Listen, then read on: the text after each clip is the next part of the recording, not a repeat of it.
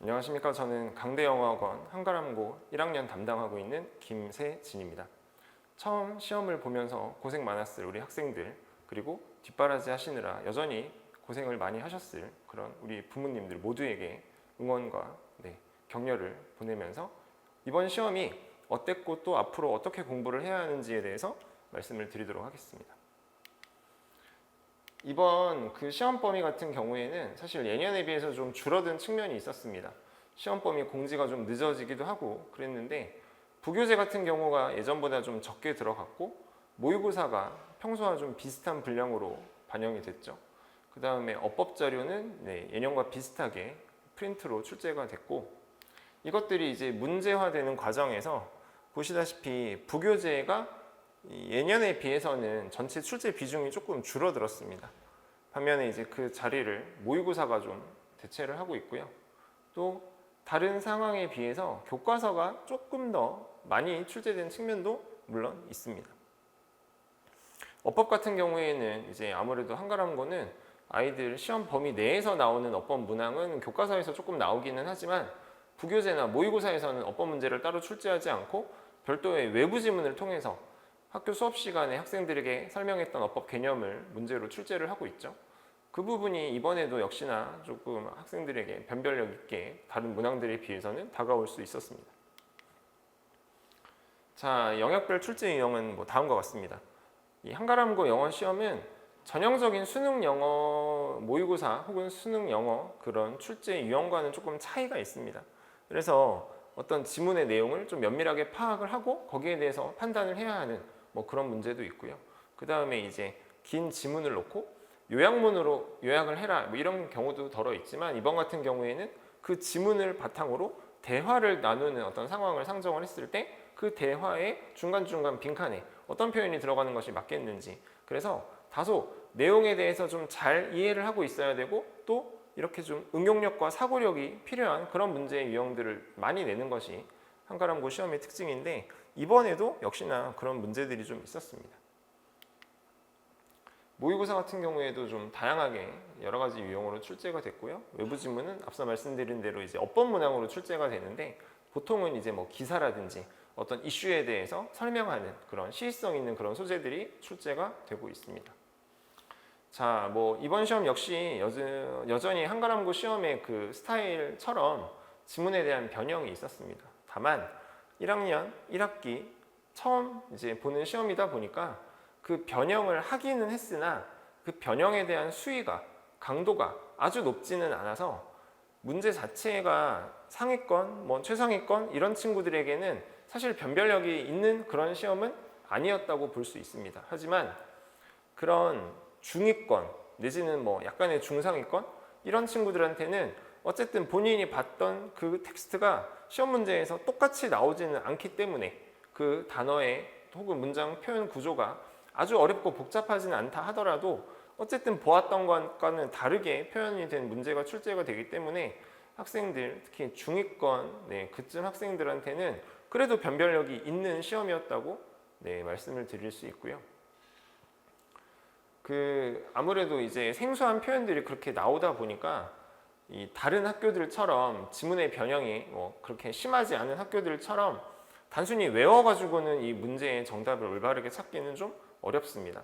이 지문 하나를 깊이 있게 내용 이해를 하고 관련 있는 어떤 여러 가지 표현들을 많이 다각적으로 익혀놔야 조금 더 수월하게 풀 수 있는 그런 문제였고요. 그 지문에 대한 상세를 이해하는 그런 스타일 문제는 원래 이 한가람고 시험의 특징이라고 할 수 있죠.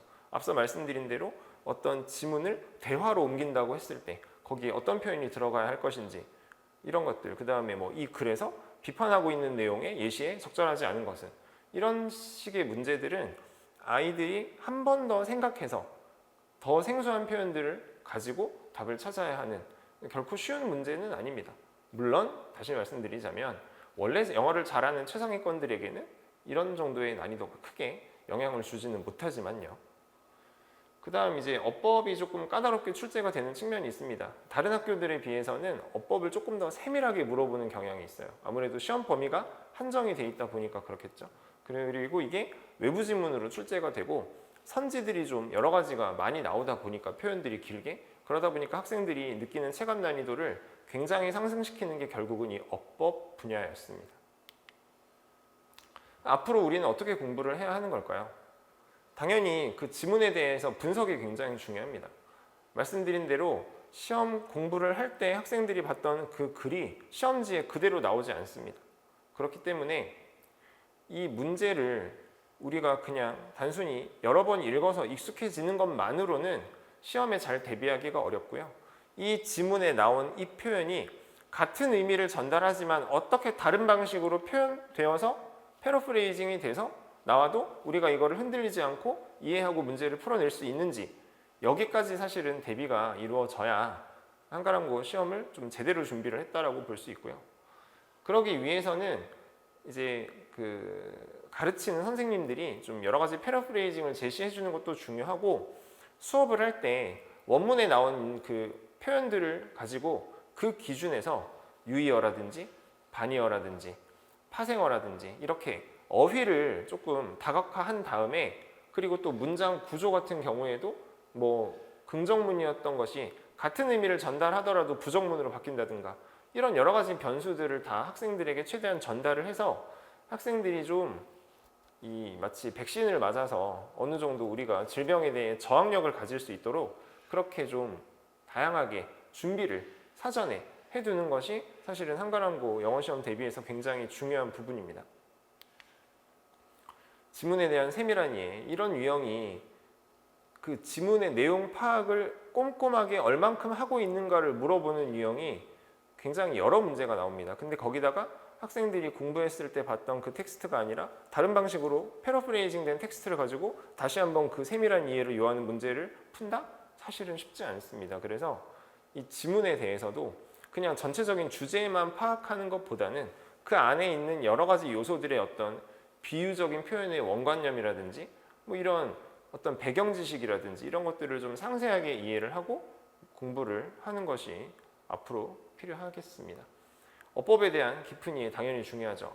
이 한가람고는 학교 어법 프린트가 계속 이제 수업을 거듭하면서 추가가 되는데 그렇다고 해서 이전에 받았던 프린트에서 문제가 안 나오느냐? 아닙니다. 어법은 계속 누적이 되죠. 그래서 뭐 다른 학교도 사실은 어법이 사실상 전범이라고 하지만 한가람고는 어법 범위가 점점 누적되는 과정에서 다른 학교들보다 어법을 조금 더 세밀하고 까다롭게 학생들에게 물어보는 경향이 있기 때문에 어법 문항에 대한 철저한 대비 이것이 무조건 그 좋은 등급을 받기 위해서 꼭 필요한 부분이다라고 강조를 드리고 싶고요. 그 다음에 아시다시피 한가람고 같은 경우에는 중간고사에는 서술형 문제가 있고 기말고사에는 서술형이 없게 선택형 100%로 문제를 출제를 합니다. 그러다 보니까 서술형이 학생들의 어떤 성적에 대한 변별력을 보장해주지 못하는 상황이 되다 보니 결국은 기존의 이 선택형 문제들이 이전 중간고사 대비 훨씬 더 까다로워지는 그런 패턴을 가지고 있습니다. 이번 시험이 절대적으로 쉬운 시험은 아니었지만 또 그렇게 어려운 편의 시험은 아니었다고도 볼 수 있기 때문에 그 상황을 이해를 하시고 다음 기말고사는 분명히 이거보다 훨씬 더 어렵게 출제가 될 겁니다. 변별력을 위해서죠. 그렇기 때문에 마음을 좀 단단하게 먹고 준비를 철저하게 해야 중간고사와 기말고사 모두 합산을 했을 때 상대적으로 좋은 등급을 받을 수 있을 것입니다. 제가 담당하는 한가람고 전문반의 수업 과정에 대해서 조금 말씀을 드리면 저 같은 경우에는 이 지문을 가장 완벽하게 분석을 다 하고 이 내용을 학생들에게 최대한 잘 전달하는 것에 주안점을 두고 있고요. 당연히 이 지문이 어떤 특징을 가지고 있기 때문에 어떤 유형으로 변형될 가능성이 있다에 대한 그런 제시도 당연히 있지만 아무래도 이제 한가람고는 지문이 원문에서 변형되는 유형들이 많기 때문에 주요 문장에 대해서 패러프레이징을 제시를 해서 이 문장이 이런 식으로도 표현이 될 수 있다라는 걸 학생들에게 많이 알려주는 수업을 진행을 하고 있습니다. 다음은 어법 개념입니다. 이게 피상적으로 어법을 알아서는 그 많은 또 외부 지문으로 출제되는 그 어법 문항에 일일이 우리 학생들이 대응을 하기가 어렵고요. 그래서 단순히 수박 겉핥기식 그런 어법 이해가 아니라 그건 사실 본질적인 이해라고 볼 수 없죠. 더 깊이 있는 원리적 이해를 우리 학생들에게 전달을 하려고 노력을 하고 있습니다. 그 다음에 이제 외부 지문 같은 경우도 마찬가지입니다. 우리 학생들이 어쨌든 어법 문제에 있어서만큼은 외부 지문을 풀어내야 하거든요. 근데 어법 문제라고 한다고 해서 독해를 하지 않고 답을 찾을 수 있는 경우는 사실상 별로 없습니다. 그래서 독해를 한 뒤에 그 내용 이해를 바탕으로 어법상 틀린 부분을 찾아야 되는 경우가 많아서 결국은 외부 지문에 대해서 우리 학생들이 처음 보는 지문이라고 하더라도 읽어내고 내용 파악을 하는 능력이 필요합니다. 그래서 그런 부분도 내신 대비 때 좀 같이 쌓을 수 있도록 제비를 하고 있고요. 어휘도 마찬가지입니다. 패러프레이징이 된다는 건 결국은 이 어휘를 기반으로 패러프레이징이 되는 것들이 대부분이기 때문에 학생들에게 최대한 타당성 있는 그런 유의어, 반의어, 파생어를 전달하려고 평소 수업 때 노력을 하고 있고요. 이제 제가 제일 중요하게 생각하는 게 제가 앞서 수업을 했던 내용을 바탕으로 우리 학생들에게 제가 직접 출제한 확인 테스트를 보게 하는데 이 테스트를 가지고 우리 학생들이 얼마만큼 이 지문에 대해서 이해를 하고 있는지 앞으로 또 어떤 것들을 추가적으로 공부를 해야 될지 파악을 하고 있고 이것들을 반복해서 계속 숙달하는 연습을 중요하게 생각하고 있습니다. 복습 노트 같은 경우에도 이제 우리 학생들이 집에 가서 좀 추가적으로 복습을 할 수 있는 그런 장치가 있고요. 수능 대비 수업, 그러니까 내신 기간이 아닌 이런 지금과 같은 시기에는 영어의 어떤 기본기를 다지는 수업을 하게 되는데 아무래도 그 각 유형별로 우리 학생들이 접근해야 되는 방식, 독해를 하는 방법 이런 것들이 정리가 돼 있는 그런 측면들이 있습니다. 근데 이런 연습이 충분히 이루어져 있지 않기 때문에 아직은 그래서 상대적으로 내신을 직접적으로 대비하지 않아도 되는 이런 여유가 있는 시기에 그런 수능 유형별 접근법을 학생들에게 전달을 하고 있고요. 여기서 제일 중요한 건 사실은 주제를 파악하는 겁니다. 우리 학생들이 어떤 글을 읽었을 때 이 글이 무엇을 의미하는지를 알지 못하면 제대로 된 독해를 했다고 할 수가 없기 때문에 이 여러 번의 오랜 시간이 들어가는 연습이 필요한 주제 파악 훈련도 이런 시기에 좀 집중적으로 하고 있습니다.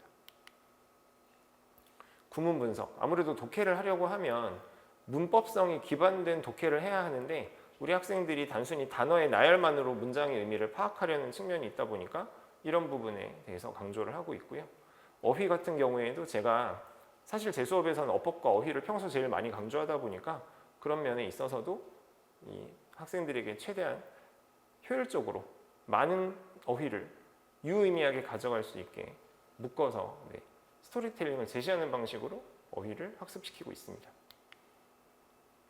마찬가지로 확인 테스트 이런 것들은 수능 대비 수업에서도 진행이 되는데 한 가지 또 강조드리고 싶은 건 저는 진학 지도를 좀 오래 해왔기 때문에 평소 우리 학생들이 대학 가는 일에 대해서 막연하게 잘 모르는 경우가 많고 또 여기서 동기부여가 잘 안 되는 측면이 있습니다.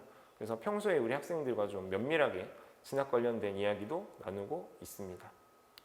네, 여기까지 이번 한가람고 시험 분석 설명을 마치겠습니다. 고맙습니다.